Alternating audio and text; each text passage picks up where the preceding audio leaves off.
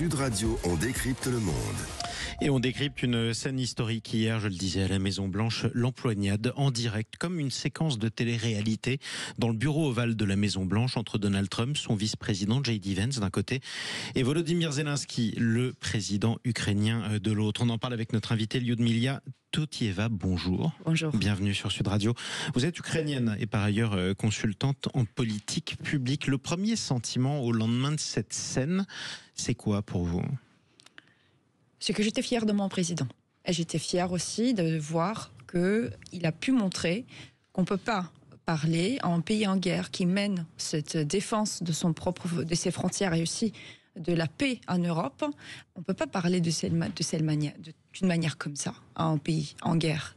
Et qu'il y a une véritable division entre le monde qu'on connaissait avant Trump et le monde qui vient vers nous avec Trump. C'est-à-dire que pour nous, les Ukrainiens, ce qui est très clair, c'est que Trump, il est du côté des Russes d'une manière plus claire que jamais. Hier, c'était très très clair. Quand il commence à renoncer à appeler président Poutine agresseur, il y a un véritable problème. Et quand J.D. Vance vient ici en Europe pour cracher dans les visages des Européens, ça c'est aussi un vrai problème. Alors on voit qu'il y a toutes les choses sont devenues très très claires depuis hier. Il y avait beaucoup de soutien en Ukraine également au président Zelensky, même des personnes qui n'étaient pas au début, disons comme ça, ses supporters les plus fervents. Alors évidemment, pendant ce temps-là, l'envahisseur russe se lâche les babines puisque le Kremlin a fait savoir que, de son point de vue, Donald Trump avait fait preuve, je cite, de retenue face à, je cite encore, l'ordure Zelensky. Pour vous, c'est un retournement d'alliance ? C'est un retournement d'alliance et c'est aussi le fait que les Russes et leur narratif, c'est la même chose que Trump est en train de toujours répété depuis qu'il est en pouvoir. Sauf que ce retournement d'alliance, si tant est qu'il existe ou qu'il se fasse dans les jours qui viennent, il est lourd de conséquences. Les États-Unis sont le premier pays, et d'assez loin, à avoir aidé l'Ukraine massivement, militairement. La guerre peut pas continuer indéfiniment, spécialement sans le soutien militaire américain. Vous en êtes consciente, j'imagine. Oui, bien sûr. On sait qu'il y a pour l'instant assez d'équipements militaires pour 6 mois. Pour les premiers 6 mois de cette année. Après, on entend aussi que ça sera très difficile si les États-Unis ne seront pas là. D'où, par exemple, l'importance du président Zelensky qui a souligné lors de son entretien à Fox News qu'il voudrait quand même avoir les États-Unis en tant que son allié. Et que, effectivement, c'est quelque chose qui est très important. Il est reconnaissant aux États-Unis pour l'aide qui a été apportée. Le problème, c'est que Trump, il ne veut pas une vraie paix. Il veut un cessez-le-feu et il veut faire plaisir au Poutine. Mais il veut l'arrêt, en tout cas, des hostilités, quoi qu'il arrive. C'est-à-dire qu'il veut que les armes se taisent et qu'il n'y ait plus de morts. C'est aussi ce qu'il dit à chaque fois. Oui, mais sauf que ce qu'il propose, c'est qu'il n'y a pas des conditions qui puissent faire perdurer cette situation. C'est-à-dire, si on passe en deal, parce que franchement, Trump, il se pose en vrai homme d'affaires, alors il fait que des affaires, il pense que c'est une bonne affaire. Le problème, c'est qu'il ne connaît pas son adversaire. Il pense qu'il connaît Poutine. Poutine, il est beaucoup plus malin que Trump, déjà, à la base.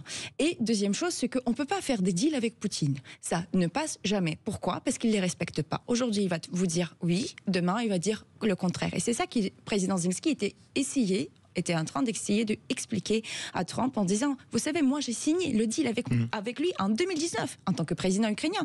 C'est nous qui voulons pas la paix ? Oui, on veut la paix. Et toute la population ukrainienne veut la paix. C'est pas la paix à n'importe quelle condition. Si c'est la paix pour que aujourd'hui, pendant quelques temps, on a le cessez-le-feu et qu'il y a des hostilités s'arrêtent, il n'y a pas de souci. Mais le problème, c'est à quelles conditions ? À quelles conditions voudriez-vous la paix ? Ou du moins que les armes se taisent ? Parce que malgré tout, malgré la résistance des soldats ukrainiens depuis 3 ans maintenant, une bonne partie du territoire ukrainien est occupé, que ce soit la Crimée, que ce soit le sud du pays et que ce soit l'Est. Est-ce que, parce que la France l'a déjà vécu dans son histoire, il n'est pas temps aussi pour l'Ukraine de renoncer à sa propre Alsace-Lorraine, un territoire qu'elle voulait garder, qu'elle s'est battue pour garder, mais qu'elle n'a plus les moyens de reconquérir par la force ? Pour l'instant, on n'a pas les moyens pour reconquérir ces territoires. Moi, je viens du Donbass. Mon propre maison, elle est occupée depuis 2014. Je ne peux pas y retourner. C'est Poutine qui a pris ça. Alors, est-ce que moi, je voudrais bien juste dire « Ah non, on renonce, on oublie ». Non. Je dirais qu'il faut être pragmatique. C'est une guerre qui n'est pas terminée. Il ne va pas se terminer dans les quelques mois ou quelques années qui vont venir, malheureusement. Parce que le temps qu'il y a Poutine à à Poutine à Maison Blanche quand même. Hein. C'est un joli lapsus. Donald Trump. Donald Trump à la Maison Blanche et Poutine en Kremlin, il y a un vrai problème pour pouvoir faire en sorte que l'Ukraine perdure comme un État qui n'est pas agressé systématiquement.